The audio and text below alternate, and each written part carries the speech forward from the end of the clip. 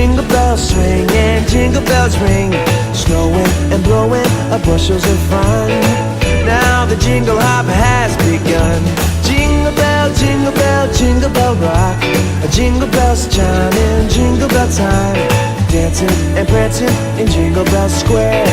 In the frosty air, what a bright time! It's the right time to rock the night away. Jingle bell time is a swell time to go gliding in a one-horse sleigh. Giddy up, jingle horse, pick up your feet, a jingle around the clock. Mix and a mingle in the jingling beat. That's the Jingle Bell Rock. Selamat pagi jemaat Tuhan. Saya percaya bahwa setiap daripada kita ada dalam keadaan baik, dan saya berdoa bahwa kebaikan Tuhan selalu nyata dalam kehidupan kita. Tak terasa kita sudah berjumpa kembali di minggu yang ketiga di bulan Desember. Di mana-mana sudah ada lagu-lagu Natal. Saya percaya bahwa kebaikan-kebaikan Tuhan selalu terjadi dalam kehidupan kita. Dan mari di bulan Desember ini kita akan merayakan kebaikan Tuhan. Dan sebelumnya mari kita ambil waktu untuk kita berdoa. Kita akan memulai ibadah kita hari ini, memuji dan menyembah Tuhan. Saya percaya bahwa Roh Kudus hadir di tengah-tengah kita. Dan mari kita berdoa bersama-sama. Bapa, kami bersyukur dan terima kasih bahwa Engkau hadir tengah kami. Kami percaya bahwa sukacita daripada Engkau adalah kekuatan kami. Biar kami tidak lupa untuk terus bersukacita. Dengan bersukacita, dengan kami bersyukur bahwa Engkau selalu baik bagi kami dalam 1 tahun ini. Dan kami percaya sebentar kami mau beribadah, kami berdoa biar setiap kali kami datang bertemu dengan Engkau, hidup kami diubahkan, Roh-Mu Tuhan menjamah kami, setiap kami boleh diubahkan semakin hari, semakin serupa dengan Yesus. Dalam nama Yesus, haleluya. Amin, amin. Tuhan memberkati kita semua. Selamat hari Minggu. Yuk, tiba saatnya kita akan memuji dan memuliakan Tuhan. Yuk kita menari bersama.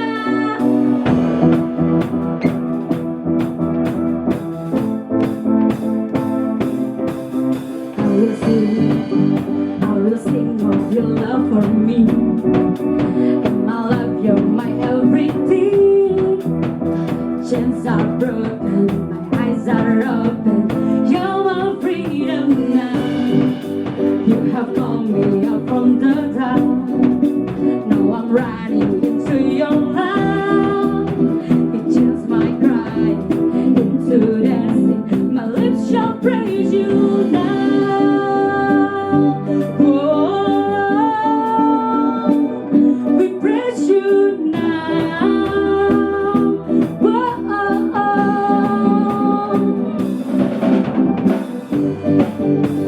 Nothing gonna stop us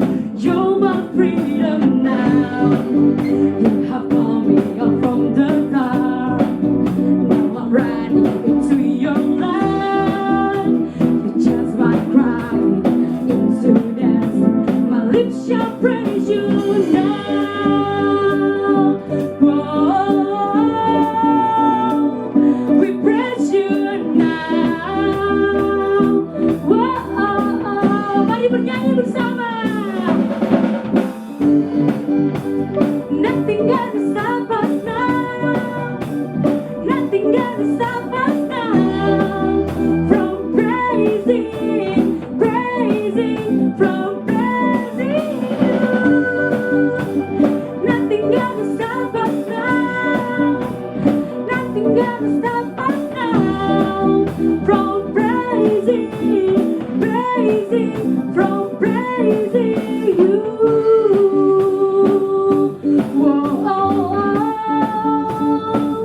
we praise you now. Whoa,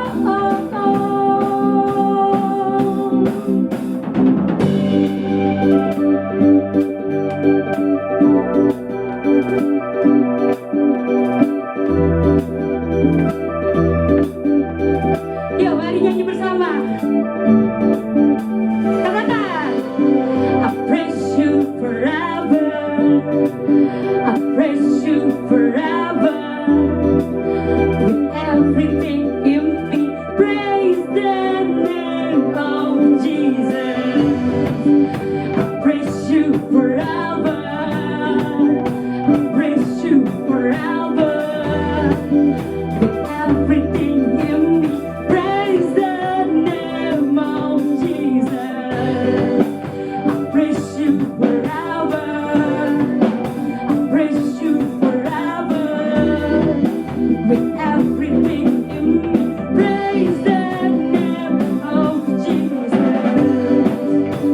Nothing gonna stop us now, nothing gonna stop us now, from praising, from praising you.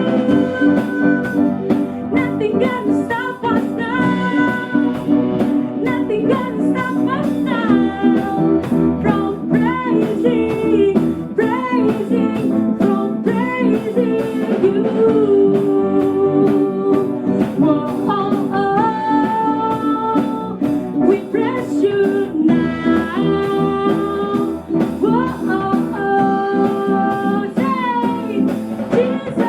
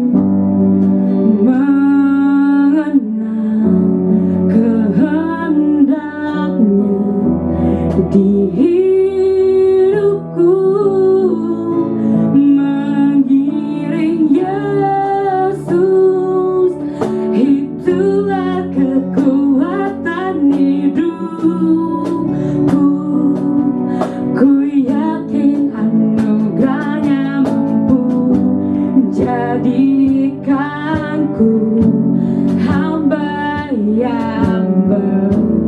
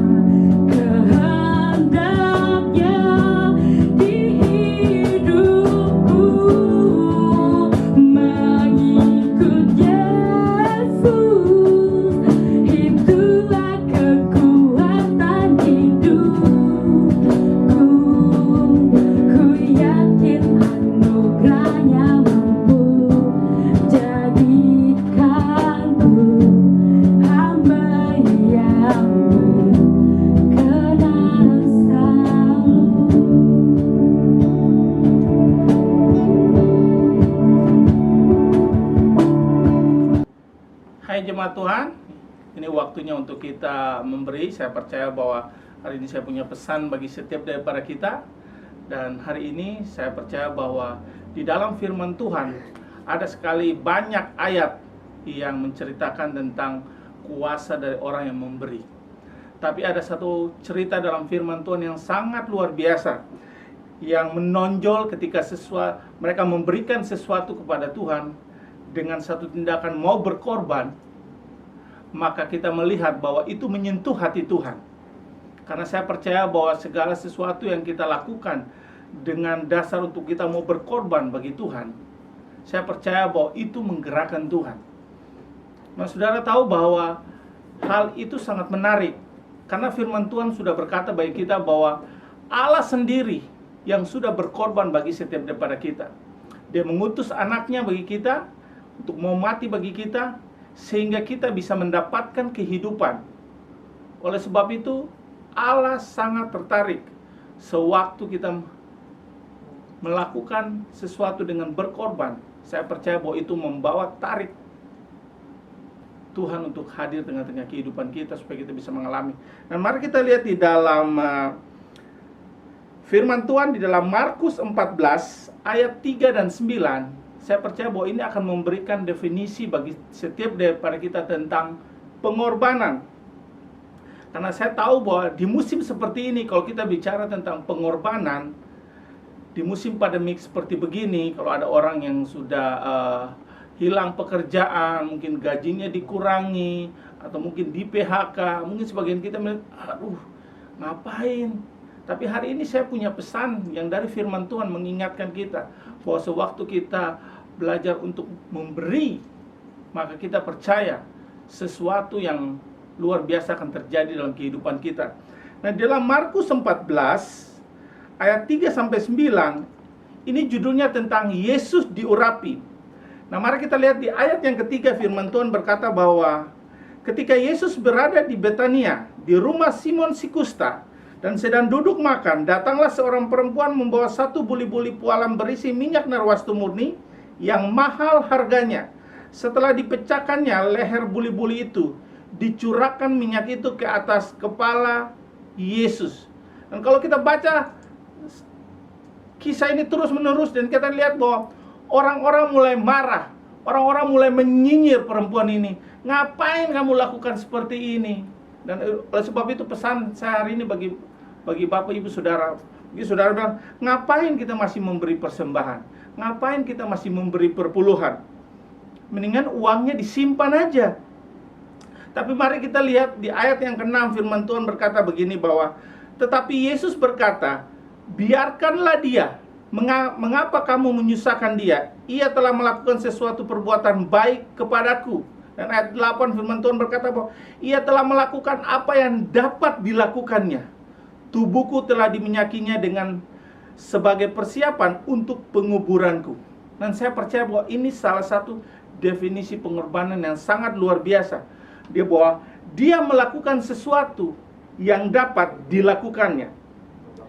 Yesus memberikan sesuatu yang pesan yang sangat luar biasa, bahwa dia tidak menghalangi orang-orang untuk bisa melakukan sesuatu yang terbaik, pengorbanan untuk dia.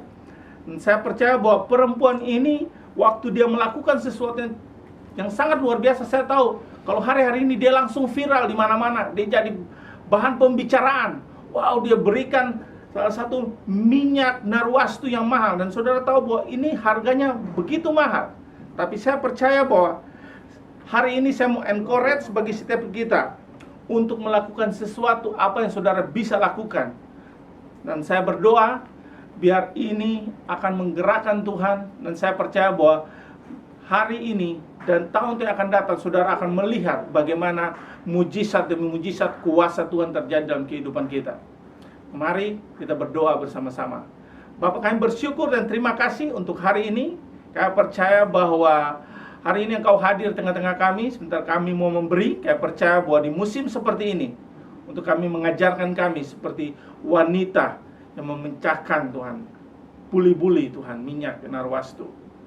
Dan itu menggerakkan hatimu Tuhan. Kami percaya bahwa hari ini juga Tuhan, kami boleh melakukan Tuhan, memberi Kami percaya bahwa surga terbuka tengah-tengah kami.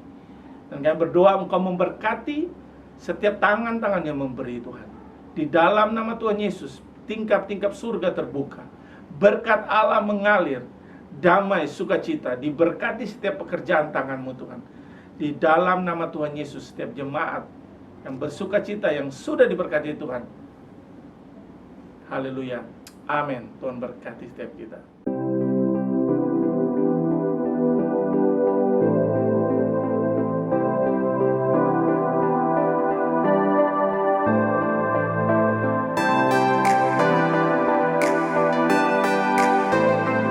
Shalom, terima kasih untuk Pastor Joshua, Pastor Sanita, dan semua teman-teman di Sitri.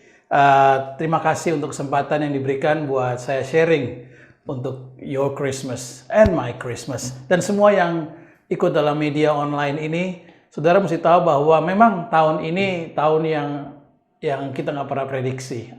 Memang tahun yang agak aneh, karena untuk pertama kalinya di seluruh dunia, everything is online. Ya, ada belanja online, kerja online, sekolah juga online, meeting aja sampai online. Gereja juga online ya, udah 1 tahun ini. Dan ada teman saya baru menikah, pemberkatan nikahnya online, resepsinya juga online. Happy birthday-nya online, lalu ada yang reuni online, lalu ada juga doa online. Semua everything's just online. Karena akibat dari pandemi. Tapi saya mau beritahu bahwa Tuhan kita nggak pernah online dengan kita. Dia hadir, Dia ada di hati kita, Dia mengasihi kita, kasihnya nyata, pertolongannya nyata, Dia hadir dimanapun kita berada. Dia nggak sending email ke kita, Dia nggak sending Zoom address buat kita join Dia, tapi Dia hadir dimanapun kita berada. Waktu kita berdoa, Tuhan selalu hadir. Dan sebelum kita mulai, saya mau berdoa. Kita minta Tuhan penuhi kita dengan kasih-Nya this Christmas.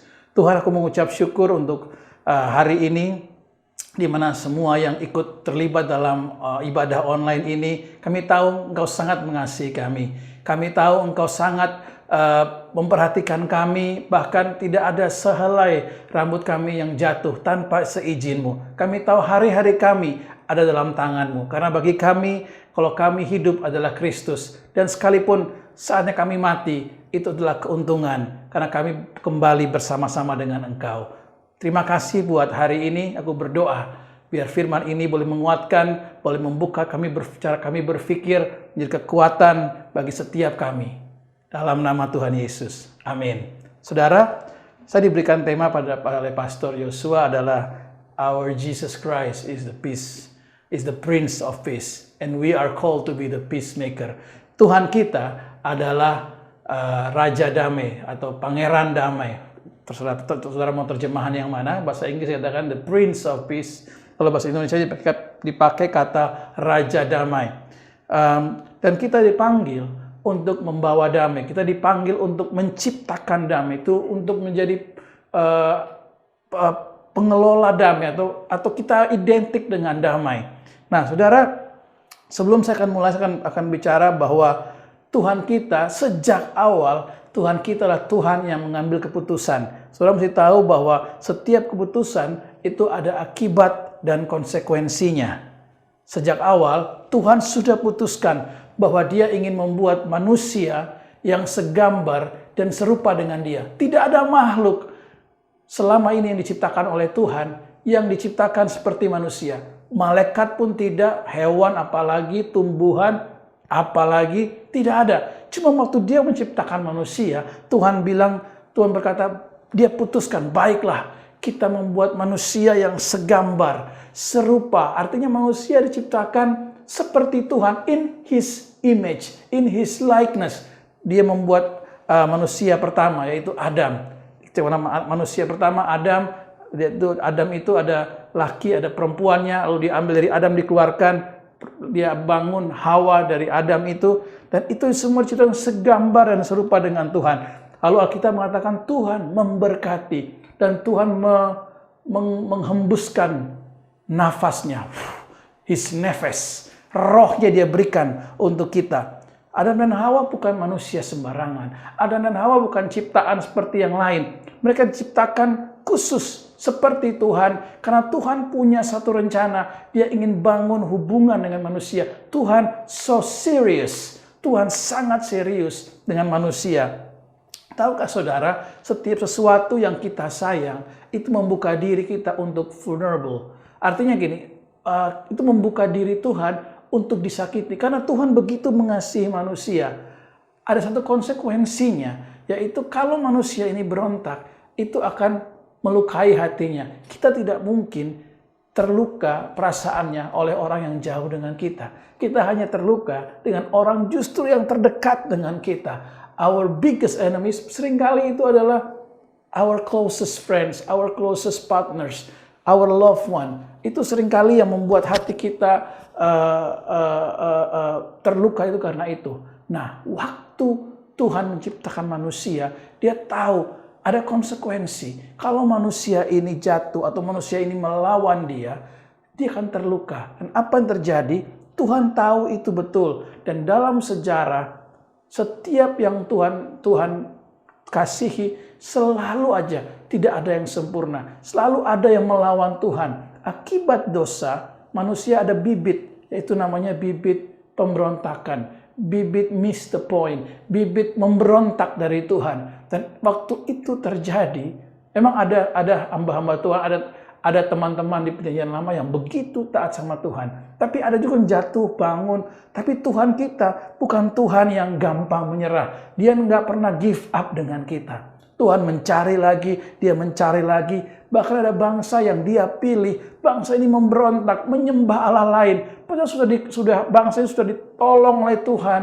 Diberkati oleh Tuhan. Diberikan janji oleh Tuhan. Tapi bangsa ini yaitu Israel. Mereka terus memberontak lagi, jatuh lagi, Tuhan angkat lagi, dan sebagainya. Tapi Tuhan tidak pernah menyerah dengan ciptaannya manusia. Tuhan tidak pernah, karena dia begitu mengasihi manusia. Akhirnya saudara, Tuhan kirimkan nabi-nabi dan sebagainya. Manusia tetap saja punya benih pemberontakan tadi. Manusia melawan Tuhan. Akibatnya apa yang terjadi? Dari kasih yang ada yang terjadi adalah selalu punishment. Dari kedekatan dengan Tuhan selalu ada terjadi jarak lagi. Dari peace dengan Tuhan, damai dengan Tuhan, yang terjadi adalah selalu berontak lagi. Dan apa yang terjadi?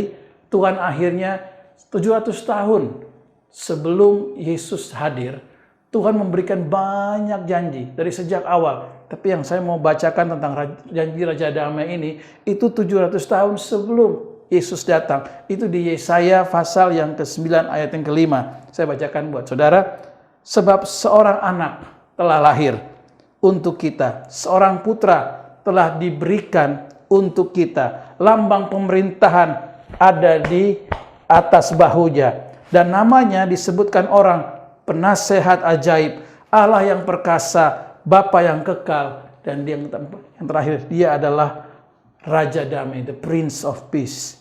Nah saudara, Tuhan tidak memberikan kita pelampung waktu kita mau celaka. Tuhan tidak memberikan kita obat untuk kita dipulihkan lagi. Yang Tuhan berikan adalah dirinya sendiri dalam berupa dia sebagai manusia, dia sebagai anak. Dikatakan, dibilang begini, seorang anak telah diberikan untuk kita. Tahukah saudara, yang Tuhan berikan buat kita bukan berkat uang. Yang Tuhan berikan buat kita bukan berkat kesembuhan. Yang Tuhan berikan buat kita bukan berkat masa depan. Yang Tuhan berikan buat saudara dan saya adalah seorang anak.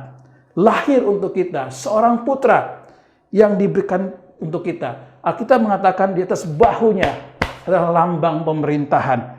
Namanya disebut penasehat ajaib, Allah yang perkasa, Bapa yang kekal, dia Prince of Peace, dia Raja Damai.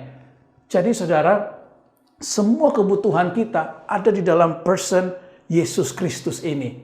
Artinya apa? Artinya semua berkat, semua yang kita butuhkan, Tuhan sudah berikan pada anak ini. Dan anak ini, Yesus Kristus, Tuhan berikan sebagai gift, sebagai kasih karunia buat setiap kita. Tuhan yang mengampuni kita, Tuhan yang membebaskan kita, Tuhan yang menyelamatkan kita, Dia juru selamat kita. Tuhan juga yang mengatakan, Immanuel, aku tidak pernah meninggalkan kamu, aku tidak pernah membuang kamu. He never leave us and forsake. Dia tidak pernah meninggalkan kita, dan Dia juga tidak pernah membuang kita. Kita bilang ini, sejauh timur dari barat, demikianlah Tuhan menjauhkan kita dari pelanggaran kita. Ada ayat yang bagus bilang begini, Tuhan tahu kita berdosa, tapi kita bilang ini, Dia memalingkan mukanya dari dosa kita. Tuhan tidak mau melihat lagi apa yang kita perbuat, dan Tuhan mau kita melihat apa yang Tuhan perbuat. Tahukah saudara, Christmas adalah kita merayakan anak tadi, the Son. Kita merayakan pemberian terbesar ilahi, karena begitu besar kasih Allah sehingga Dia berikan kita Raja Damai. Pemerintahan ada di atas bahunya. Saudara jangan perlu khawatir lagi. Saya tahu presiden kita adalah presiden yang baik, Bapak Jokowi. Kita bersyukur Indonesia punya presiden yang baik. Dia berikan, baru saya mendengar di berita, dia memberikan kita free vaksin untuk COVID. Tapi Tuhan kita, Dia bukan memberikan kita free vaksin. Dia memberikan dirinya secara cuma-cuma. Dia mengorbankan hidupnya secara cuma-cuma buat kita. Nah, Alkitab mengatakan demikian. Akibat dari Yesus, kita didamaikan dengan Allah. Hubungan kita yang tadinya sudah jauh dari Tuhan, dekat kembali. Kita yang tadinya memberontak dengan Tuhan, Tuhan mengasihi kita kembali. Kita yang tadi sudah divorce, artinya sudah pisah dengan Tuhan, Tuhan mau kembali, merekatkan. Tuhan menerima kita kembali apa adanya.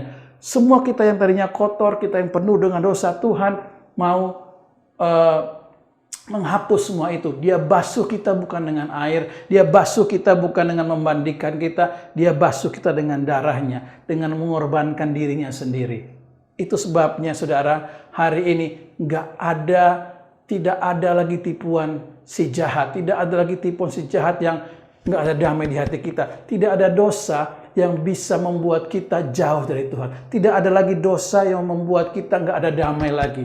Ada ayat di Roma dikatakan gini, there is therefore, there's no condemnation. Tidak ada lagi tuduhan-tuduhan. Oh kamu nggak layak, oh kamu dikutuk, oh kamu jelek, oh kamu nggak ada masa depan. Tidak ada lagi saudara. Karena semua itu Tuhan sudah pikul di atas kayu salib 2000 tahun yang lalu. Seorang anak Tuhan berikan untuk kita. Tahukah saudara, nama Yesus Tuhan berikan itu Tuhan berjanji bahwa Dia adalah Allah yang menyelamatkan umatnya. Dan dikatakan Dia adalah Allah Immanuel, Allah yang beserta dengan kita.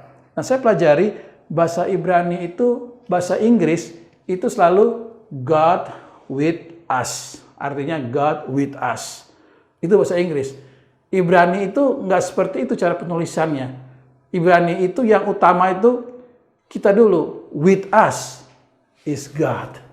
Artinya yang bersama, kemanapun kita pergi, Tuhan berjanji, aku bersama engkau. Artinya with us.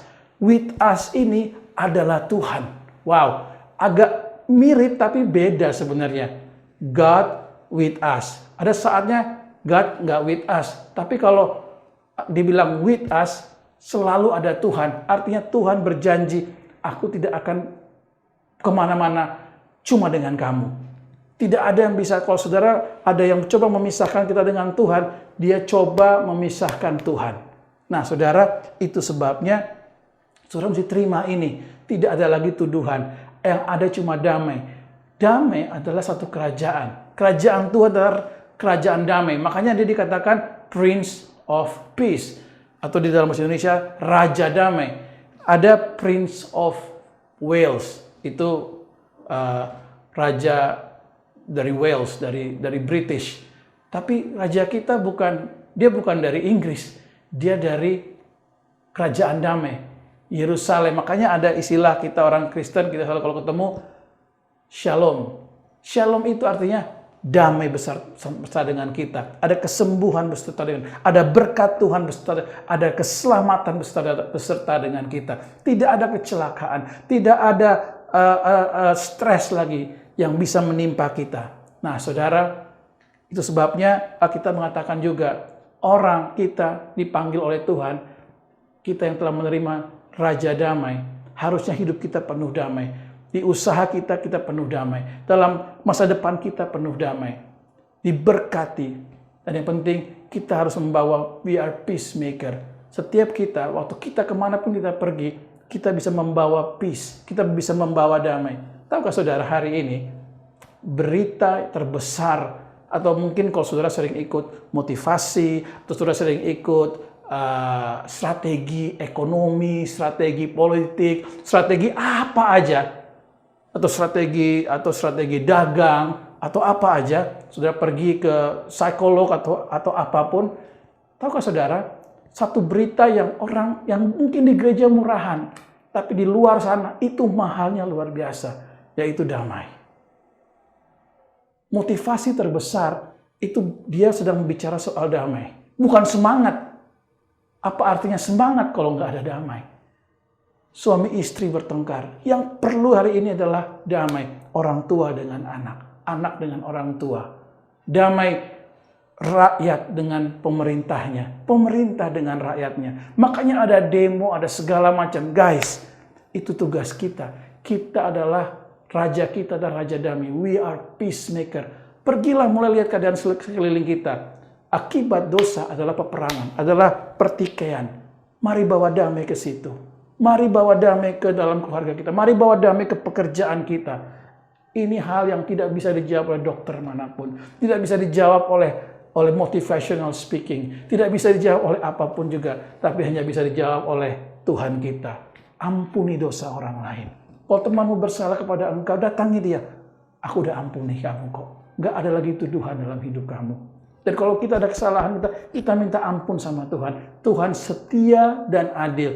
Dia akan mengampuni orang yang mengaku dosa di hadapannya. Saudara, biarlah kita tutup tahun 2020 dengan strong. He is our Prince of Peace. Merry Christmas, Sitri. Tuhan Yesus memberkati teman-teman semuanya. Mari kita finish tahun ini strong. Kita masuk 2021 dengan penuh damai. Tuhan Yesus memberkati Sitri. Amin.